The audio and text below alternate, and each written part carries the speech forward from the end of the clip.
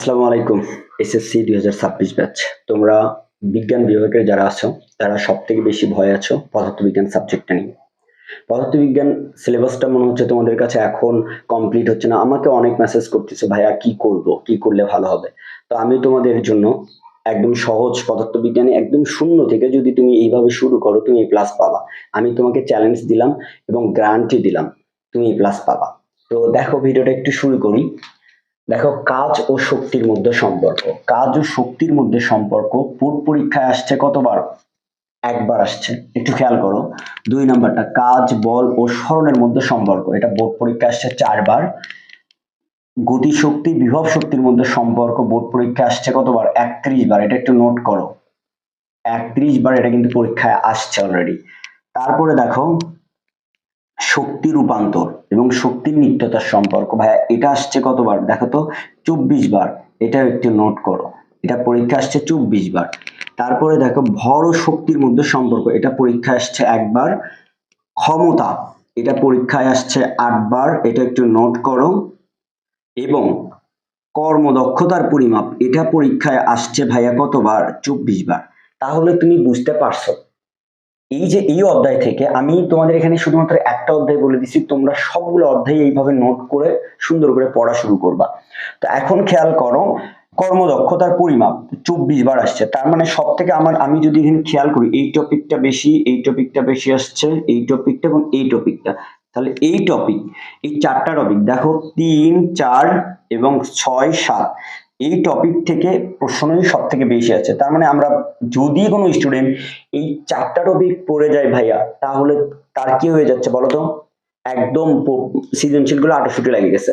তো এখন খেয়াল করো, এই যে এই বইটার দিকে খেয়াল করো। এই বইয়ে তোমাদের আছে 70, 75, 100টা করে সৃজনশীল আছে। এরকম যার যে বই আছে 100টা 200টা করে সৃজনশীল আছে অনেক বইয়ে, আবার অনেক বইয়ে 70, 80টা করে আছে।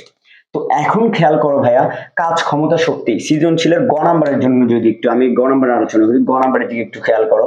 গ নাম্বারে কিন্তু সবসময় শুধুমাত্র ছোট ছোট টাইপ ম্যাথ গুলো আসে। হ্যাঁ, দেখো কাজ থেকে এই সূত্র ম্যাথ আসছে পরীক্ষায়। আমি কি করছি, ওই বইটা থেকে ওই 120টা সৃজনশীলকে কমায় আনছি, কমায় আনে আমি 10টা সৃজনশীল সিলেক্ট করছি। হ্যাঁ, সেই 10টা সৃজনশীল অবশ্যই আমি আমার পেইড গ্রুপে দিয়ে দিব।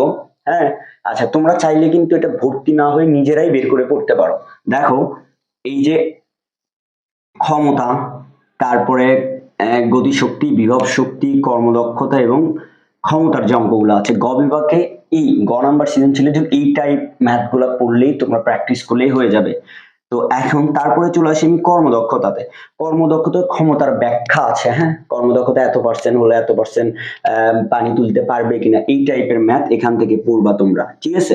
তারপরে একটু যদি খেয়াল করো, বস্তুর মোট শক্তির পরিমাণ, আমরা ওই যে সৃজনশীল পড়ছিলাম না, এখান থেকে বস্তুর সি, এ, বি, কোথায় বস্তুর শক্তির পরিমাপ কতটুকু হবে, কতটুকু উঠবে, কতটুকু উচ্চতা হবে, এক্স এর মান বের করতে বলে, অর্থাৎ x10, এরকম মান দেওয়া থাকলে যেগুলো বের করতে হয় সেটা হচ্ছে বস্তুর শক্তির পরিমাপ। আবার দেখো কত উচ্চতায় বস্তুটি কত উচ্চতায় উঠবে এবং কত উচ্চতায় উঠলে বস্তুটি উপরে নিচে পড়বে, অংশ কত অংশ হবে। অনেক সময় এই মান দেওয়া থাকে 1/4, 1/2 দেওয়া থাকে, অংশ হিসাব করতে বলে। এখন যেটা আসি ঘ নাম্বারের জন্য আরেকটা টপিক, সেটা হচ্ছে ইউনিট বিল, অর্থাৎ বিদ্যুৎ বিল হিসাব করো, যেটা ইউনিট হিসাব করো সেটা সেইটা।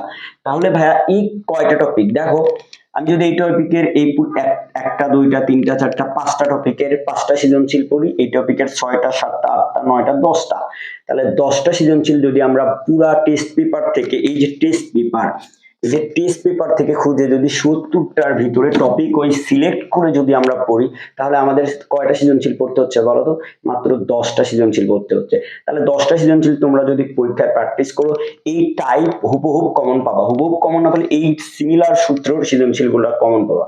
আর তোমরা যারা ভাইয়া যারা পড়তে চাচ্ছ না বা খুঁজতে চাচ্ছ না, তারা আমাদের পেইড গ্রুপে ভর্তি হয়ে যেতে পারো। নিচের দেওয়া নাম্বারে যোগাযোগ করে, এই নাম্বারে নক দিলে পেইড গ্রুপের ডিটেলস পেয়ে যাবে। ওখানে আমরা প্রতিটা অধ্যায়ের সৃজনশীল 10টি করে দেওয়া আছে এবং উত্তর সহ দেওয়া আছে, ব্যাখ্যা সহ।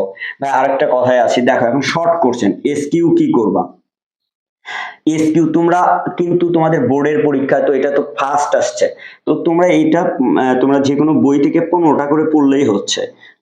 ক নাম্বার কি করবা, ক নাম্বার যেগুলা শুধুমাত্র বোর্ডে আসছে 15টা পড়লেই হবে বোর্ড পোর্শন গুলো। খ নাম্বার কি করবা, 15টা পড়বা জাস্ট বোর্ডে যেগুলো আসছে, এগুলা বেশি বেশি প্র্যাকটিস করলেই তোমরা পেয়ে যাচ্ছ। আমরা আমাদের paid group A to Z পড়ছি, তোমরা চাইলে না ভর্তি হয়ে নিজেরাই এটা বের করে পড়তে পারো। আমি তোমাকে এই একটা অধ্যায় দিলাম ভাইয়া, তুমি কি এই একটা অধ্যায় ভাইয়া দিছে দেখে একটা অধ্যায় পড়বা না?